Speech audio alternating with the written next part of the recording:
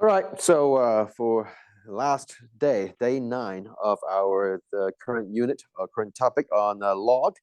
So for this one, we're going to solve these exponential equations with log, and I'm going to show you two methods. Okay, and people would ask, why are there two methods? Well, it's very simple, because we have a difference in technology.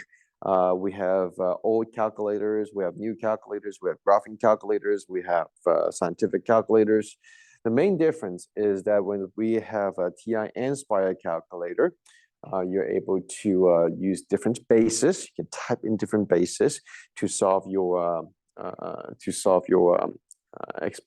your log functions. However, with older kind of calculators, graphing calculators, or in general scientific calculators, you only have common log and natural log. So if you deal with cases such as, like in this current example, which our bases are not 10 or e, for the exponential functions, then we have a major challenge. So that's why I want to teach you both ways, and I'll show you both ways first, and then I'll comment on which one is better at the end. Okay, so again, our job is to get x by itself, and in doing so, we want to get rid of the 4. And the way we can do it simply by using a log base 4 on both sides. We apply log base 4 on both sides. We're not multiplying, we're applying log base 4 on both sides. And to do this, it allows us to cancel out the 4 from the exponential function. So on the left, you simply have x by itself, and the right hand side is log base 4 of 80, and that will be considered your calculator ready answer. That's it. Very simple. Okay, so no curveball, extremely easy.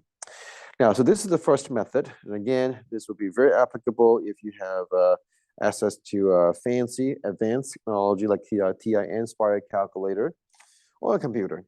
Okay, now if you have an old graphing calculator or a scientific calculator, what can you do? Well, actually, it's also very simple. So what we're going to do is this. Our main agenda right here, our top agenda, is to get x by itself. Okay, so the first method, it went above and beyond. It cancels out the 4, right? But actually, I don't care if the 4 is canceled out or not. All I care is the x is by itself. And we can do that by using any log, and I'm going to choose natural log. And we are going to use natural log a lot beyond Algebra 2 and beyond pre-calc, because it's just more relevant and much easier to write, okay? That's at least what my teacher told me. All right, so we apply the log property right here, which is to move the exponent x to the front. And so what you have is x times natural log of 4 on the left. And what that means is that x is multiplied by a number. Natural log of 4 is a number. I always tell students that log of any number is just a number. It looks different, but it is just a number.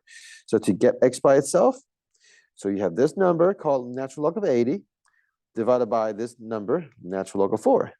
And that is your answer, okay? So yes, these two expressions, they are very different in terms of its appearance, but they are exactly identical in terms of its value. So you can go ahead and use a calculator to check the answer for these two and see if they are equal, but they are exactly equal to each other. Okay, so that's the two ways of solving exponential functions with log, or in this case, natural log.